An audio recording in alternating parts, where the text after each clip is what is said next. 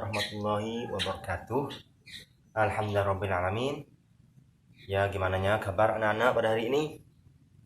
Nah, alhamdulillah, pada hari ini kita akan melanjutkan pembelajaran bahasa Indonesia. Nah, pada hari ini, ya baik, sebelum kita memulaikan pembelajaran kita, nah marilah sama-sama kita berdoa terlebih dahulu dan agar pelajaran kita pada hari ini lancar dan sampai cita-cita yang kita inginkan. Oke, doa mulai.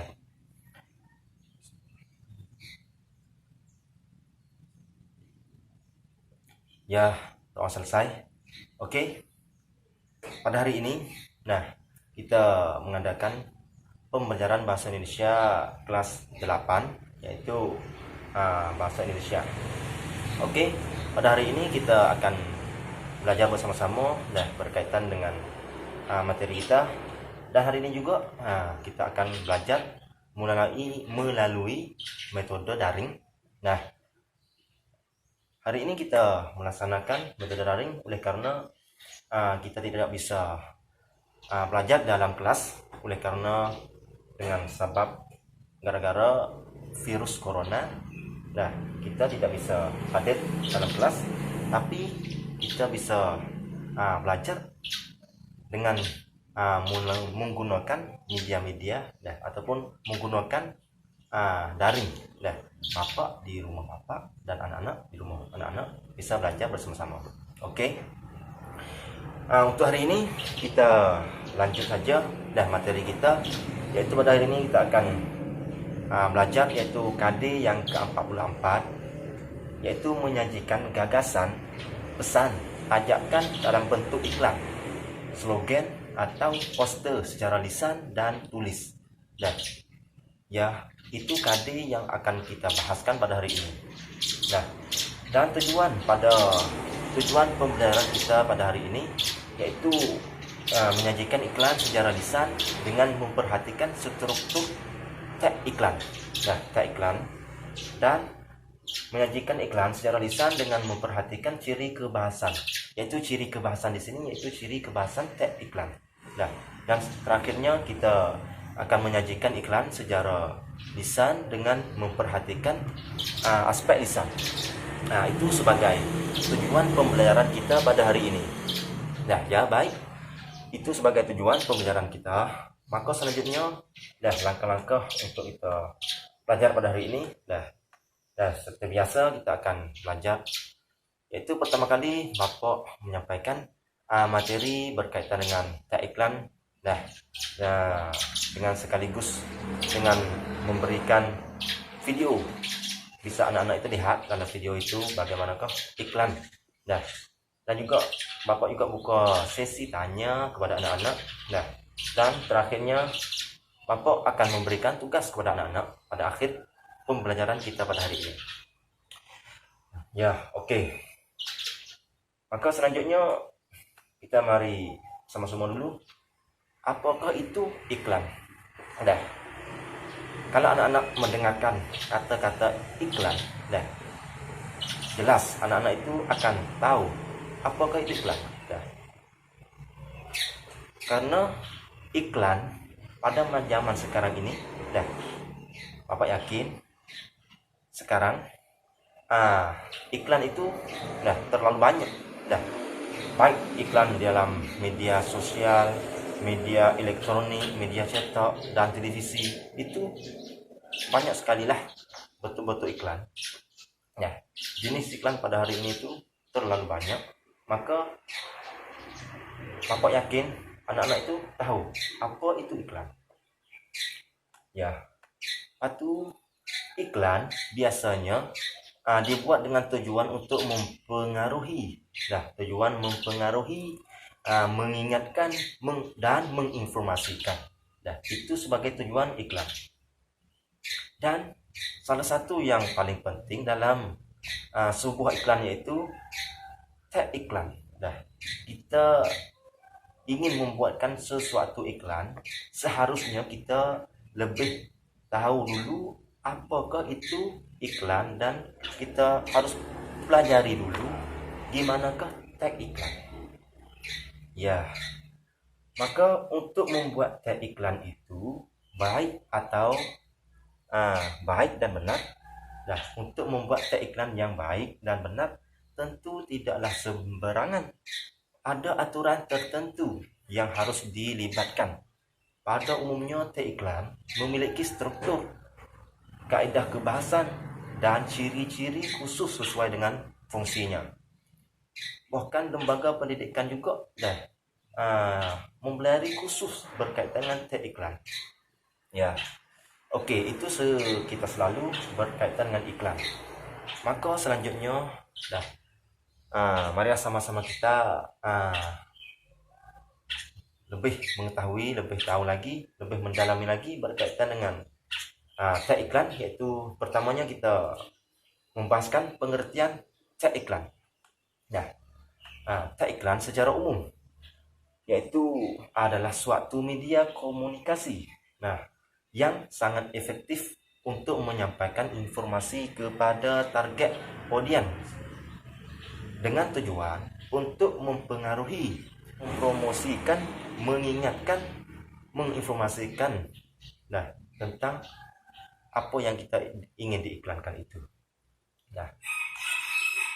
Tag iklan juga memiliki pengertian secara khusus tentang tergantung dari jenis iklan yang ingin kita buat. Untuk iklan sebuah produk misalnya, kita ingin membuatkan sebuah iklan produk, maka tag iklan juga merupakan salah satu media promosi yang efektif dalam memasarkan berbagai produk kepada konsumen karena daya jangkauannya yang luas dan masif. Tujuan adalah untuk memperkenalkan suatu produk, baik barang maupun jasa, kepada masyarakat. Guna menarik perhatian masyarakat untuk mengenali, membeli, hingga mengkonsumsikan atau menggunakan produk yang diiklankan. Itu sebagai tujuan iklan. Untuk lebih tujuannya untuk mengenal barang-barang yang kita buatkan itu, barang yang kita produk, dan bisa masyarakat itu membeli, dan bisa masyarakat itu menggunakan barang produk yang kita buatkan itu. Okey, maka selanjutnya ciri kebahasan tag iklan, iaitu kaedah-kaedah kebahasannya. Ciri atau kaedah kebahasan tag iklan adalah aturan bahasa yang digunakan dalam sebuah tag iklan. Kaedah kebahasan di dalam tag iklan adalah sebagai berikut. Yang pertamanya menggunakan slogan. Pertama itu menggunakan slogan terlebih dahulu. Slogan, apa itu slogan? Slogan adalah perkataan atau kalimat yang menarik, mencolok, dan mudah diingat untuk menyampaikan sesuatu. Slogan adalah pernyataan atau susunan kata tertentu yang menjelaskan singkat sesuatu produk atau jasa layanan sehingga mudah diingatkan publik. Slogan sangat penting untuk dunia periklanan. Dalam iklan, slogan itu penting bagi siapa saja yang ingin membuatkan iklan. Okey. Dan iklan juga iklan tersebut akan mudah diingat publik dan akan lebih terkenal oleh publik ataupun masyarakat umumnya. Itu yang pertamanya. Dan yang keduanya, kalimat persuasif. Kalimat ini adalah kalimat yang bertujuan meyakinkan dan membujuk pembaca agar melaksanakan atau menerima gagasan penulis terhadap suatu hal. Terdapat beberapa kalimat persuasif yang terdapat pada iklan produk tersebut. Itu yang keduanya, yaitu kalimat persuasif. Yang ketiganya yaitu menggunakan subjek orang pertama. Dalam tag kebahasan iklan, yaitu menggunakan subjek. Tag iklan biasanya menggunakan subjek orang pertama tunggal atau jamak seperti aku, saya, dan kami untuk mengganti pihak atau instansi pemasang iklan. Subjek yang digunakan pada tag iklan tersebut adalah subjek orang pertama jamak, yaitu kamu. Dan itu sebagai pengganti instansi-instansi yang pemasang iklan itu. Itu tiga dalam ciri kebahasan tag iklan. Itu 3 bagiannya. Oke, kemungkinan anak-anak itu bisa memahami. Dalam kita membahaskan pada hari ini, maka selanjutnya Bapak juga ingin kepada anak-anak itu lihat video yang Bapak siapkan untuk anak-anak itu, yaitu berkaitan dengan video menggunakan alkohol ataupun sabun dalam menyucikan tangan untuk mencegahkan dalam virus 19. Maka selanjutnya silakan anak-anak menonton atau menyimak dengan berhati-hati dalam video kali ini. Oke, silakan. Seiring dengan meningkatnya pandemi dari virus corona, kita semua dianjurkan untuk selalu cuci tangan dan menjaga kebersihan diri. Bisa cuci tangan pakai sabun, atau bisa juga cuci tangan pakai sanitizer. Semuanya sama-sama membersihkan.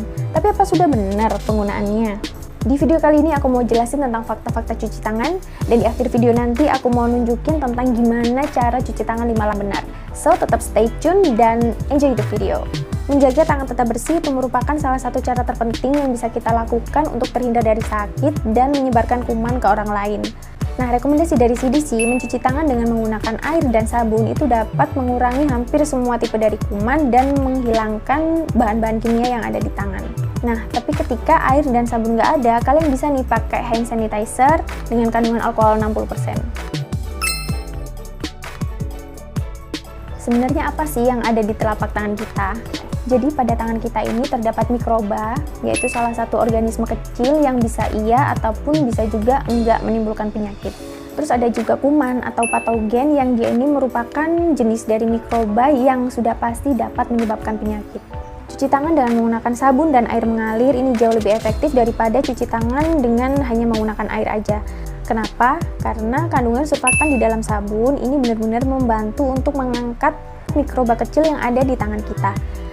Terus ketika kita menggosokkan sabun secara merata, ini benar-benar membantu untuk menghilangkan kuman. Pastikan untuk selalu menggosok punggung tangan, sela-sela jari, dan ujung kuku. Karena gesekan yang kita lakukan dalam gerakan mencuci tangan dengan menggunakan sabun, ini benar-benar bisa untuk mengangkat kotoran, minyak, dan mikroba kecil yang ada di kulit. Sedangkan jumlah mikroba yang paling banyak itu ada di bagian bawah kuku kalian. Jadi penting banget buat ngebersihin di area bawah kuku dan seluruh telapak tangan kalian. Lamanya waktu mencuci tangan itu juga tergantung dari banyak faktor, misalnya jenis pekerjaannya, kegiatan apa yang udah dilakukan, sekotor apa tangannya. Misalnya petugas medis atau katakanlah ahli bedah, sebelum melakukan pekerjaannya dia harus mencuci tangan karena nantinya dia akan terpapar dengan berbagai jenis kuman dan berkemungkinan atau beresiko juga untuk menyebarkan kuman. Jadi sebelum melakukan pekerjaannya dia harus cuci tangan dengan jangka waktu yang jauh lebih lama daripada orang awam, katakanlah seorang ibu yang kegiatannya pada saat itu mencuci sayur dan menyiapkan makanan untuk anggota keluarganya. Durasi cuci tangannya sudah pasti sangat berbeda. Bukti penelitian juga menunjukkan bahwa cuci tangan dengan durasi 15-30 detik itu jauh lebih efektif untuk membunuh lebih banyak kuman daripada cuci tangan yang durasinya jauh lebih pendek dari itu. Makanya diambil kesimpulan oleh seluruh organisasi global bahwa cuci tangan itu efektifnya kurang lebih 20 detik. Males ngitungnya nih, ribet kelamaan. Butuh timer, kalian bisa mengumumkan lagu Happy Birthday dari awal sampai akhir sebanyak 2 kali.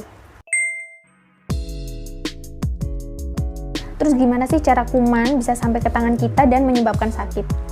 Biasanya adanya feses atau pup dari binatang ini adalah salah satu penyebab penting dari kuman. Misalnya kayak Salmonella, E. coli, norovirus, yang nantinya kemungkinan bisa menyebabkan diare. Sedangkan kuman bisa sampai ke tangan kita itu ketika kita menyentuh benda tersebut atau objek tersebut yang telah terpapar oleh si kuman itu sendiri, misalnya kayak suatu benda yang habis kena pipisnya binatang, atau suatu benda yang telah disentuh oleh seseorang yang terkontaminasi, dan penularan penyakitnya itu sangat mudah sekali.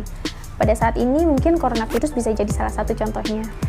Maka dari itu sangat dianjurkan banget nih untuk kalian tidak menyentuh area membran mukosa kayak mata, hidung, mulut sebelum kalian cuci tangan, karena di area membran mukosa ini gampang banget virus dan kuman untuk masuk ke dalam tubuh.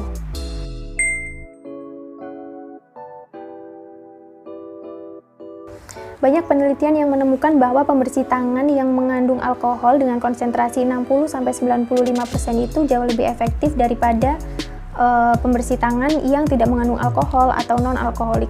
Pembersih tangan yang tidak mengandung alkohol mungkin tidak akan bekerja efektif pada semua jenis kuman, dan dia sifatnya hanya mengurangi pertumbuhan dari kuman itu sendiri tanpa bisa membunuh kumannya secara langsung.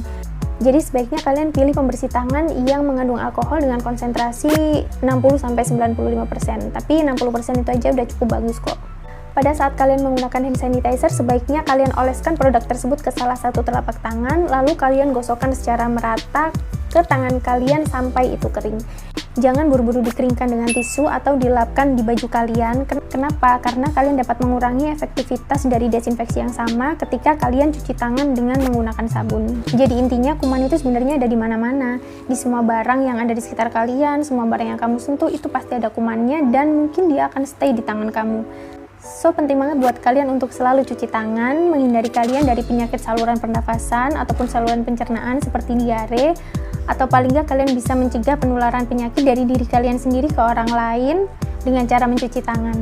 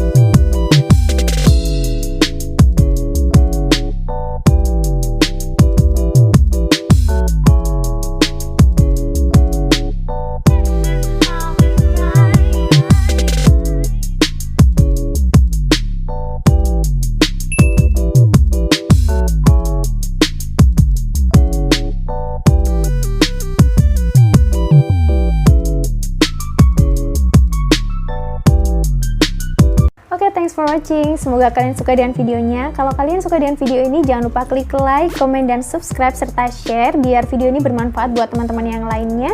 Dan kalau kalian mau ngecek video aku yang lain, aku bikin video tentang coronavirus dan daily activity aku sebagai perawat, kalian bisa cek di playlist. Stay happy, stay healthy. Bye-bye.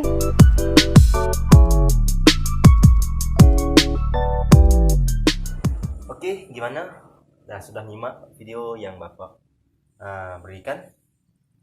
Maka itulah sebagai cara ataupun fakta-fakta dalam menyucikan tangan untuk mencegahkan dalam virus 19, yaitu menggunakan alkohol atau sabun untuk menyucikan tangan supaya kita itu menjauhkan dari virus 19. Baik kita di mana saja, di rumah, di luar, ataupun bapak-bapak yang sedang bekerja bisa saja menggunakannya. Tetapi untuk menggunakan alkohol itu harus berhati-hati dalam menggunakannya, yaitu harus menjauhkan dari tangan anak-anak, daripada tangan anak-anak kecil, yaitu ini membahayakan, yaitu jauh daripada api-api dan sebagainya. Itu harus diperhatikan. Oke, pembelajaran kita pada hari ini, dalam saat ini kita akan membukakan sesi Nah, sesi tanya jawab ya.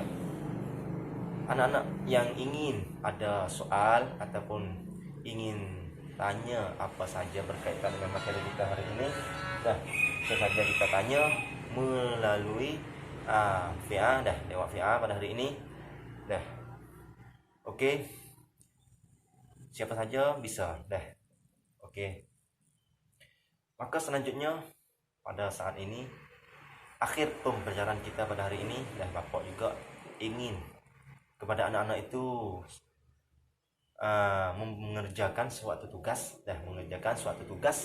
yaitu tugas pada hari ini. Bapak ingin kepada anak-anak membuatkan iklan di rumah masing-masing berkaitan dengan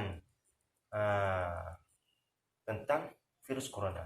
Gimana cara baiklah menggunakan masker ataupun menggunakan alkohol ataupun menggunakan apa saja ya yang anak ingin membuatkan itu. Oke, itu sebagai tugas yang Bapak memberikan kepada anak-anak.